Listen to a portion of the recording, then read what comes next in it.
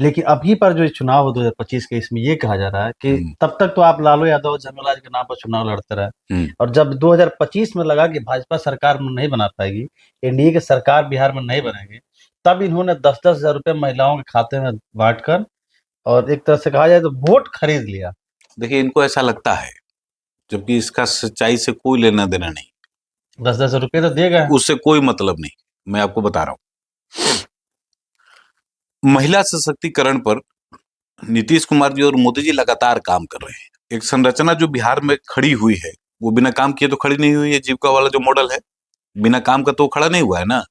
और कोई एक दिन में तो हुआ नहीं है कि 2025 का चुनाव हो जी, ऐसा एक मॉडल खड़ा कर दो और नीचे सबको पैसा बांट दो, चुनाव जीत जाओ। ऐसा तो हुआ नहीं। बिहार की इकोनॉमी आज के समय में, जो पिछला बजट जो माननीय सम्राट चौधरी जी ने जो प्रेजेंट किया था, वो बजट था 3,16,000 करोड़ रुपए का। उसका एक बड़ा हिस्सा 54,000 करोड़ रुपए का जो राशि है, इस 3,16,000 करोड़ में से 54,000 करोड़ रुपए इन ग्रामीण अर्थव्यवस्था में जो महिलाएं काम कर रही हैं जीविका के माध्यम से, उनके माध्यम से ये पैसा बिहार की इकोनॉमी में आकर जुड़ा है। ये जो सभी आप गिनवाते हैं महिलाओं की संख्या, कोई 1,20,000 कहता है, 1,20,00,000 कहता है, कोई 25,00,000 कहता है।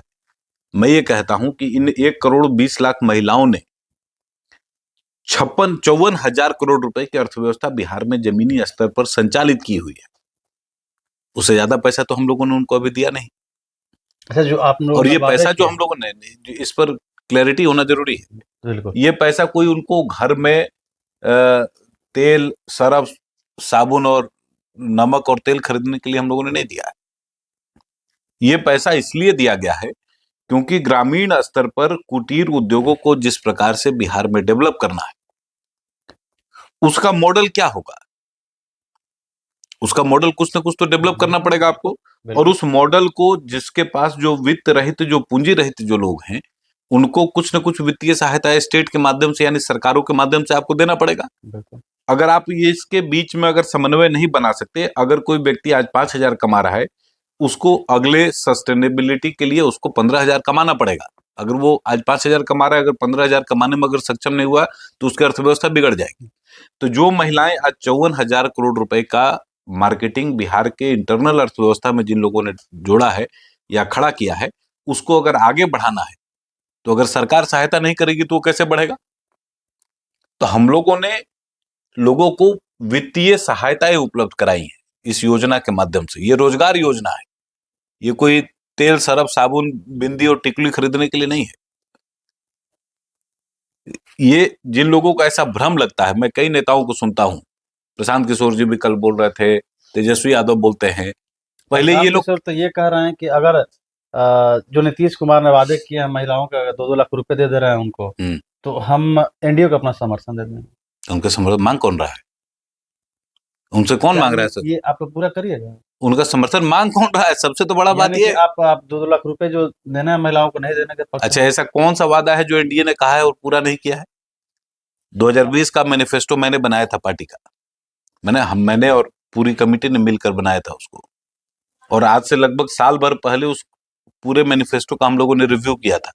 94% योजनाओं का पूर्ण संकलन के साथ हम लोगों ने वो डेटा सरकार को समर्पित किया है।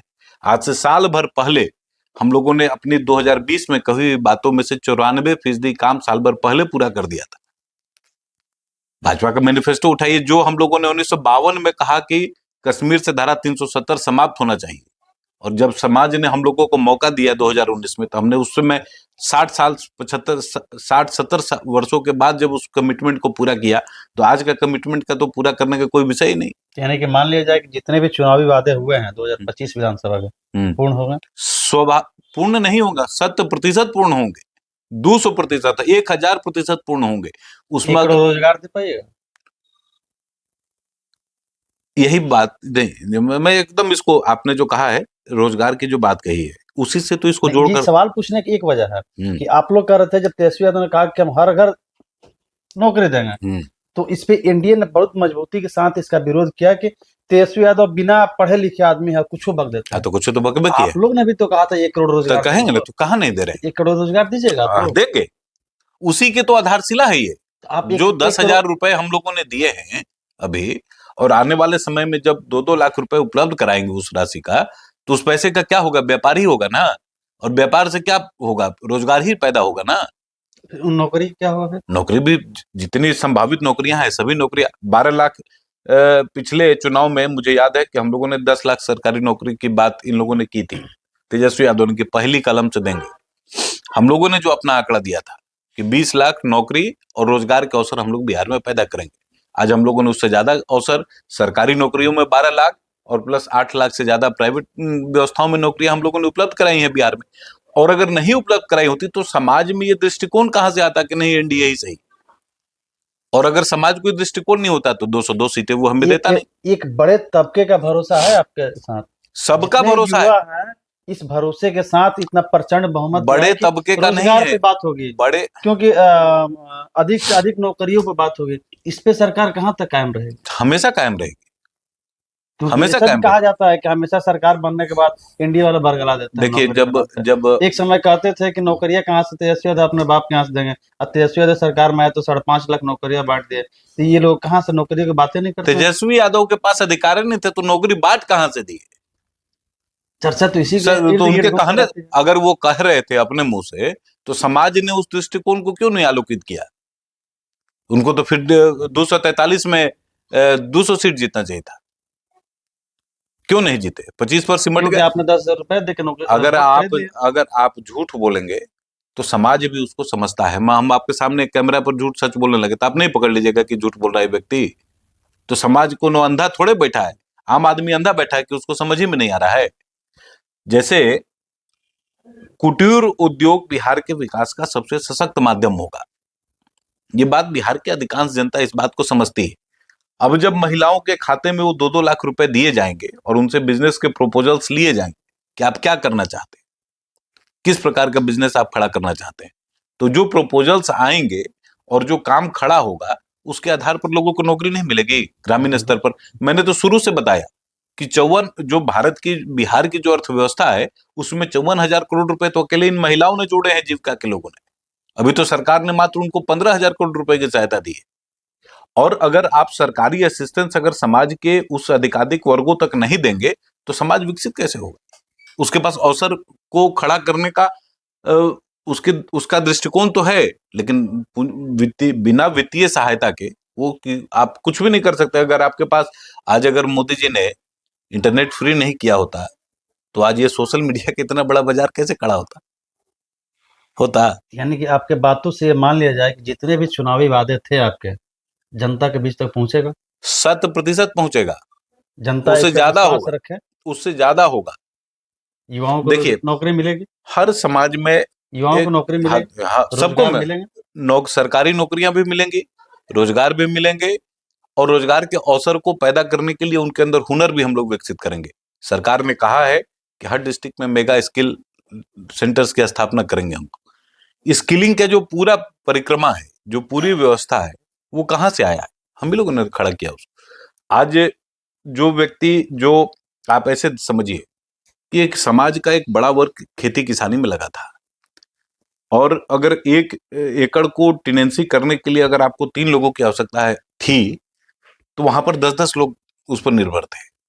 ये जो 7 लोग एक्स्ट्रा है, जो लोग खेती फार्मिंग में लगे हैं, किसानी में लगे हैं, उन 7 लोगों को अगर आप डेविएट करके दूसरे प्रकल्पों के साथ अगर नहीं जोड़ेंगे तो उनका आर्थिक इंक्लूजन और समाज का आर्थिक विकास कहां से होगा?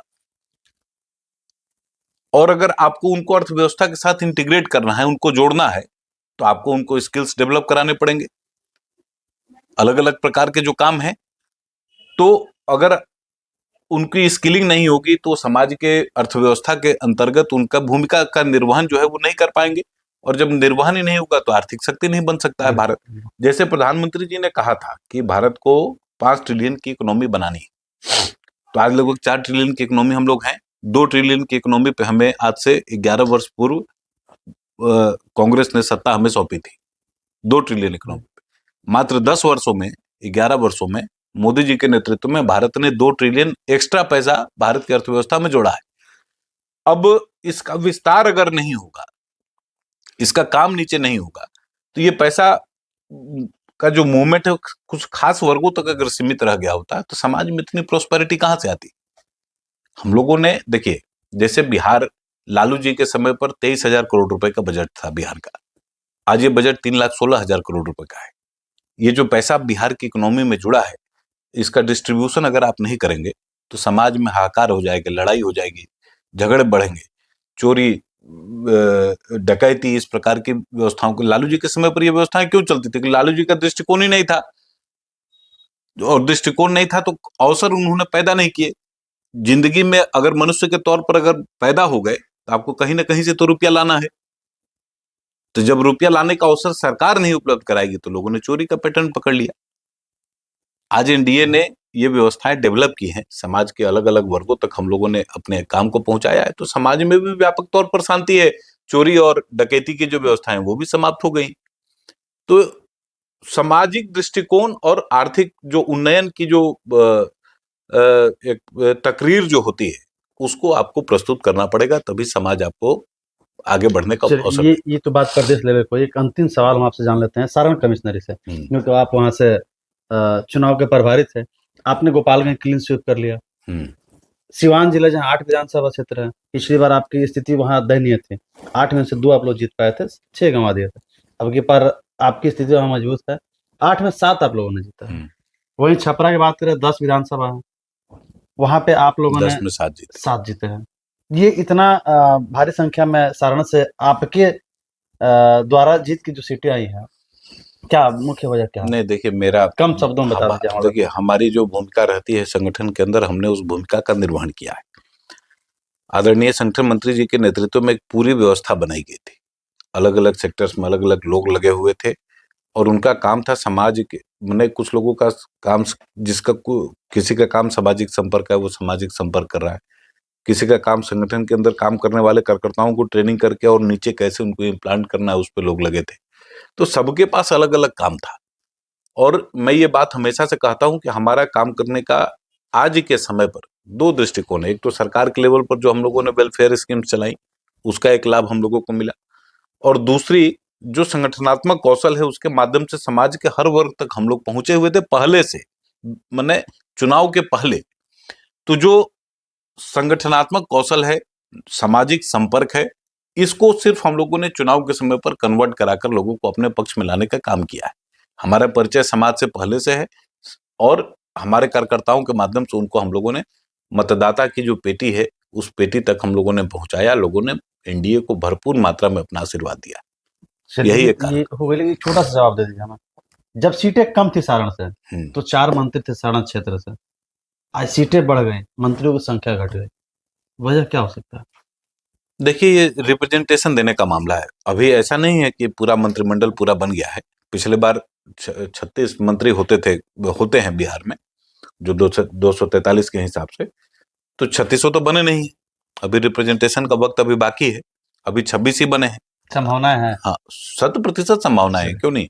बहुत बहुत और समाज के सभी वर्गों को रिप्रेजेंटेशन मिलना चाहिए, यही तो हमारा आधार है। चलिए, बहुत बहुत धन्यवाद। बहुत धन्यवाद। आप सुन रहे थे प्रदेश उपाध्यक्ष संतोष पाठक जी को, जिनसे हमने बात की। चर्चा चाय पे भी हो गई थोड़ी सी।